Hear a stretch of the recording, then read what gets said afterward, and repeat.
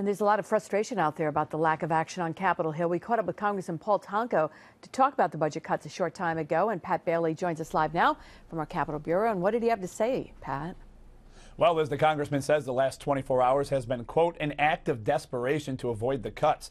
Congressman Tonko says his Democratic Party has put together a plan to avoid massive cuts, with a plan, he says, that will make small cuts and close what he considers to be tax loopholes. He says the opposing party not yet come up with a plan. The congressman says sequestration will have a ripple effect far past those who depend directly on federal funding. He says it will hurt consumers' confidence and spending, and here in the Capital Region may have an impact on an area that he says is growing and creating jobs.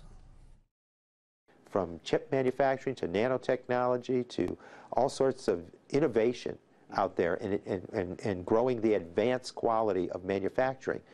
Now is not the time to pull the carpet from under us. That foundation is critical to our job counts, and to disturb that and disrupt it and perhaps deny it eventually is not the right thing.